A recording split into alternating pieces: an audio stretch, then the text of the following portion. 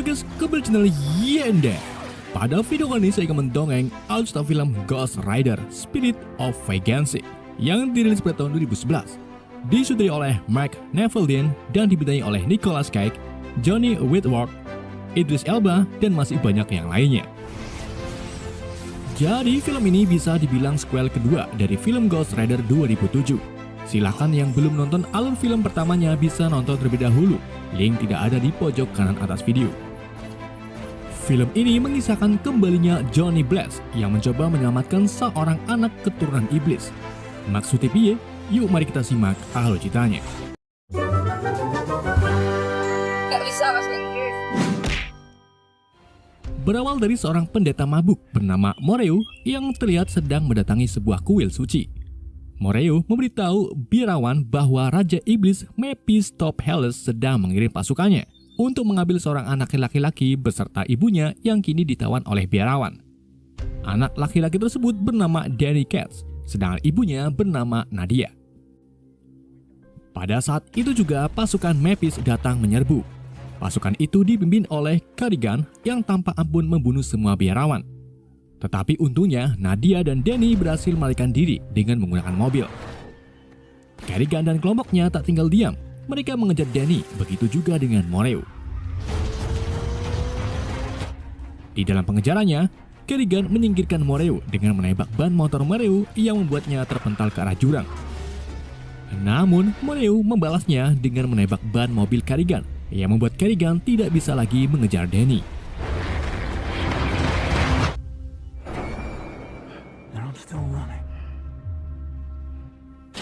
Pagi harinya, Moreu mendatangi Johnny Blaze atau Ghost Rider yang kini tinggal di gudang kosong jauh dari pemukiman. Johnny memilih mengasingkan diri karena kekuatannya semakin hari semakin tak terkontrol. Moreu lalu mengungkapkan alasannya menemui Johnny, yaitu meminta Johnny untuk melindungi seorang anak yang menjadi incaran Mephistopheles. Moreu juga mengungkapkan bahwa Mephistopheles telah mengambil wujud manusia yang memiliki nama lain Roarke. Tetapi ia sangat lemah karena tubuh manusia yang dijadikan inangnya tidak terlalu kuat. Dari dulu, iblis neraka memang sudah ada di bumi. Mereka melakukan perjanjian kepada manusia dan memanfaatkan tenaga manusia untuk melakukan semua rencana iblis, termasuk Roarke dan Karigan. Moreu lalu mengatakan kepada Johnny, jika kau berhasil menyelamatkan anak incaran Roarke, maka aku akan membawamu ke kuil kuno yang bisa mengangkat kutukan Ghost Rider. Johnny yang dari dulu menginginkan hal tersebut pun menuruti Moreu dan mulai melakukan perjalanan mencari Danny beserta ibunya. Di sisi lain, Nadia dan Danny yang sedang dalam perjalanan menuju warteg 22 tiba-tiba diseruduk oleh mobil lain dari belakang. Ternyata itu Karigan beserta kelompoknya. Mereka menggiring Nadia ke sebuah bangunan kosong, kemudian menangkapnya. Di saat Nadia akan dibunuh, datanglah Ghost Rider. Ghost Rider membunuh dua anak buah Karigan dengan rantai dan juga tatapan penebus dosa.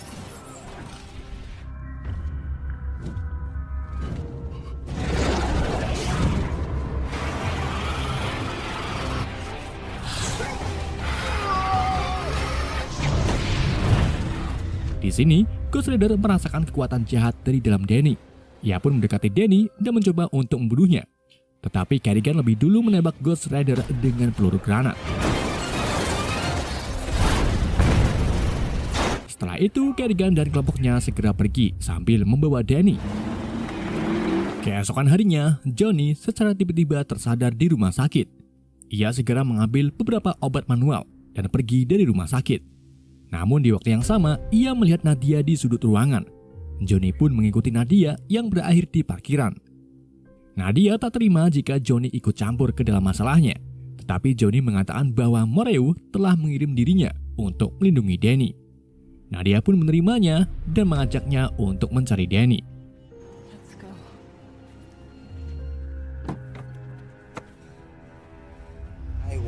Di sisi lain, Karigan menghubungi Roarke bahwa Danny sudah ada di tangannya. Namun ada sedikit kendala, di mana Ghost Rider ikut campur dan juga menginginkan Danny. Roarke lalu meminta Karigan mendekatkan teleponnya ke telinga Danny. Setelah itu, Kerrigan membacakan sebuah mantra yang bisa menyegel Danny agar tidak bisa ditemukan oleh Ghost Rider.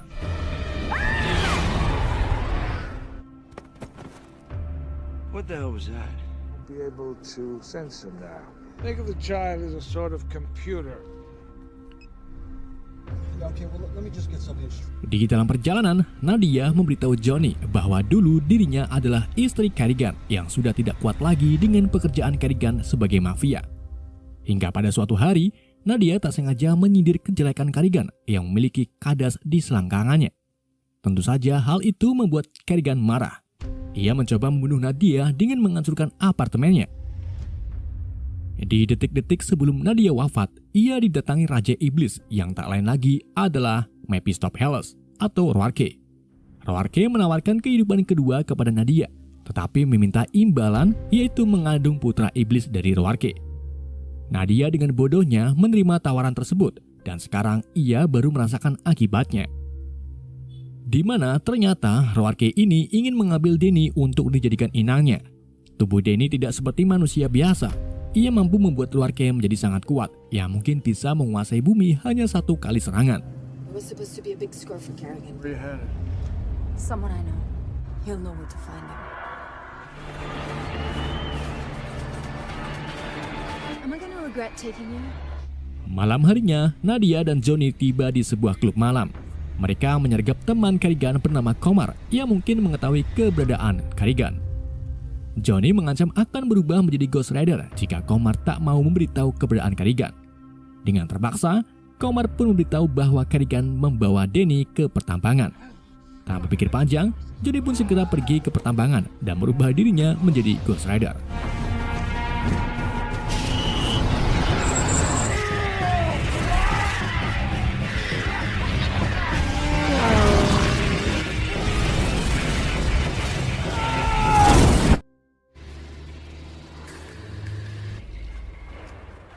Di pertambangan itu sendiri, Kerrigan dan pasukannya mulai mempersiapkan persenjataan untuk mengalahkan Ghost Rider. Pada saat itu juga, Nadia secara ajaib sudah ada di pertambangan. Ia diam-diam membebaskan Danny kemudian membawanya pergi. Gak lama setelah itu datanglah Ghost Rider yang secara langsung ditembaki bazooka oleh Kerrigan. Tetapi hal itu tak membuat Ghost Rider kena mental karena sudah membeli immortal.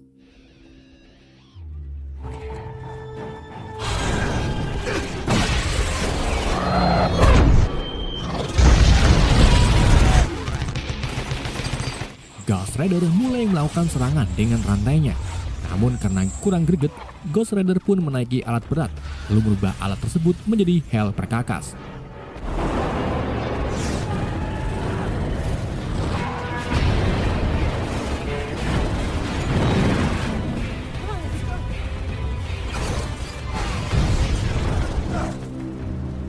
Setelah semua anak buah Kerrigan terbunuh, Ghost Rider meraih Kerrigan, kemudian membunuhnya dengan tatapan penebus dosa.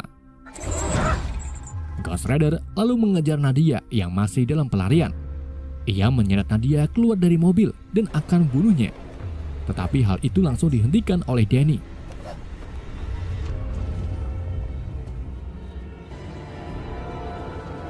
Ketika Ghost Rider mendekati Danny, ia secara ajaib berubah menjadi Johnny, yang artinya Danny memang benar-benar putra iblis. Keesokan harinya, Johnny mengajak Nadia dan Danny sarapan di kedai Uncle Mutu. Johnny mengungkapkan permintaan maaf kepada Nadia karena semalam hampir membunuhnya. Johnny terus terang bahwa sekarang dirinya masih belum bisa mengendalikan kekuatannya.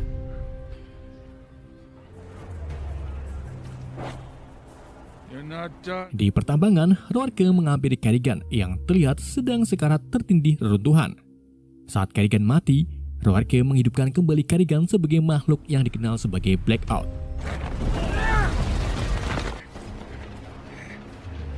Ia mampu merubah apapun yang dipegang menjadi membusuk. Gak cuma itu, Blackout juga mampu membuat lingkungan seseorang menjadi gelap gulita sebelum dirinya membunuh seseorang tersebut.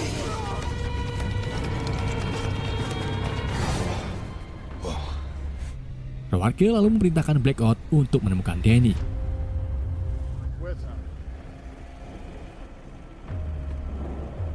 Di sisi lain, Johnny, Nadia, dan Danny bertemu dengan Moreu di jalanan. Moreu lalu mengajak mereka ke tempat yang aman, yaitu kuil kuno Sanctuary, sebuah kuil yang mampu mengangkat kutukan Ghost Rider. Setibanya di sana, mereka disambut para biarawan, termasuk tetua kuil yaitu Methodius.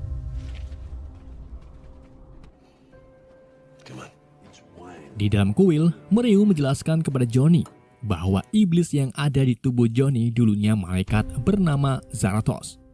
Namun Zarathos ditipu oleh iblis yang membuatnya ditarik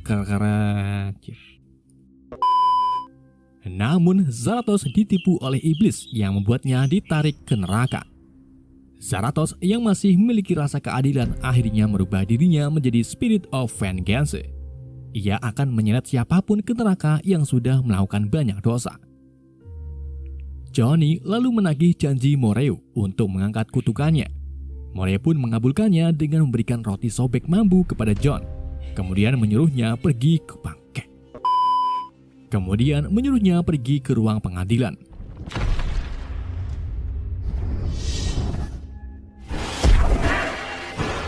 Setibanya Johnny di ruang tersebut, ia saat tiba-tiba merasakan kesakitan. Johnny dibawa ke dimensi lain di mana sosok Zarathos keluar dari tubuh Johnny melalui mulut. Setelah tersadar, Johnny merasakan kalau dirinya sudah menjadi manusia normal. Ia mencari Moreu, tetapi Moreu tak ada. Di saat itu juga suara jeritan Nadia terdengar. Johnny pun mencari sumber suara dan menemukan bahwa para biarawan menangkap Moreu, Nadia, dan Danny. Methodius memberitahu Johnny bahwa Danny harus dieksekusi di meja kudus, karena jika Roarke mendapatkan Danny, maka dunia tidak akan baik-baik saja. Methodius dan jemaahnya lalu membawa Danny ke meja kudus. Ketika Methodius akan memenggal kepala Danny, tiba-tiba lingkungan sekitar menjadi gelap. Tentu saja hal itu disebabkan oleh Blackout.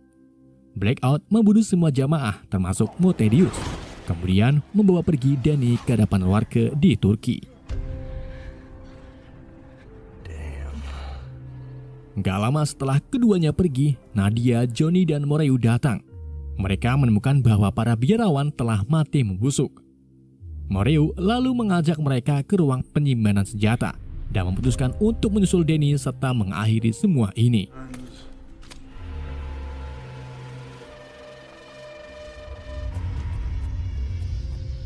Blackout kini tiba di Kolosium Turki. Ia memberikan Danny kepada Roarke yang terlihat lemah karena terlalu banyak membuat perjanjian. Sebelum melakukan ritual pemindahan, Roarke memberitahu Danny bahwa kekuatan yang ada pada Danny sama dengan kekuatan milik Roarke. Roarke juga mengungkapkan bahwa Danny adalah putranya. Sore harinya, Johnny, Nadia, dan Moreu tiba di Kolosium. Ketiganya melihat tamu-tamu Roarke yang akan membantu pemindahan tubuh. Malam harinya, semua tamu memakai jubah hitam dan berbaris di depan Roarke.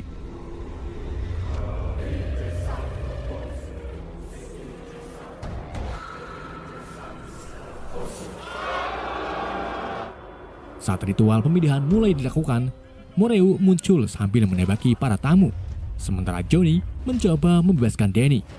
Tetapi Roarke menghentikannya dengan melempar Johnny ke arah tamu. Moreu yang masih level 3 diserang oleh Blackout. Blackout lalu mengaktifkan spell stun-nya yang membuat Moreu berubah menjadi patung.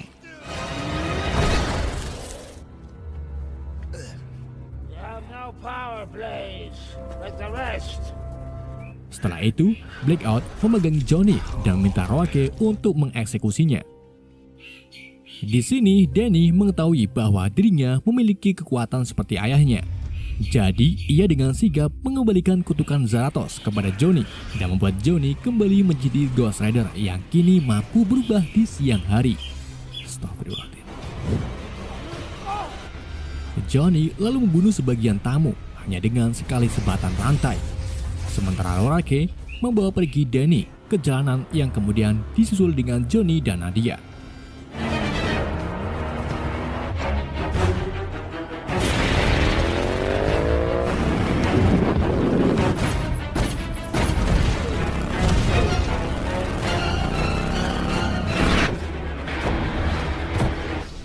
Dalam pengejaran, Johnny merubah sebuah truk menjadi Hell Truck, lalu menabraki beberapa mobil.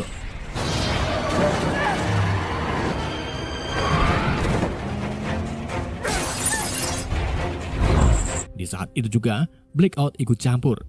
Ia mencoba merubah Johnny menjadi membusuk, tetapi hal itu tak bisa. Johnny menyerang balik Blackout dengan tatapan penebus dosa, yang membuat Blackout tak tersadarkan diri dan jatuh terlindas ban mobil.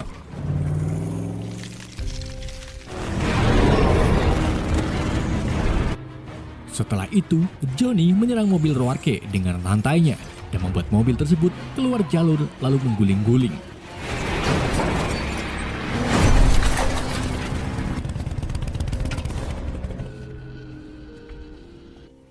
Johnny kemudian meraih Roarke dari mobil, sambil menyatakan bahwa perjanjian Roarke adalah perjanjian terburuk. Setelah itu, Johnny mengiring Roarke kembali ke neraka dengan membantingnya ke tanah.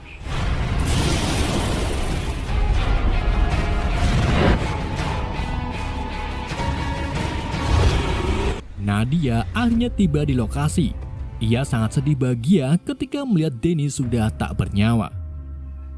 Di dalam pelukan Nadia, Johnny mengungkapkan bahwa dirinya merasa menjadi malaikat Zarathos yang masih memiliki keadilan. Seketika itu juga, api merah di tubuh Johnny berubah menjadi biru. Ia menghidupkan kembali Denny hanya satu kali sentuhan. Film ini ditutup dengan Johnny Blaze dilalap api biru suci dan menyatakan akulah The Ghost Rider. Is Johnny Blaze.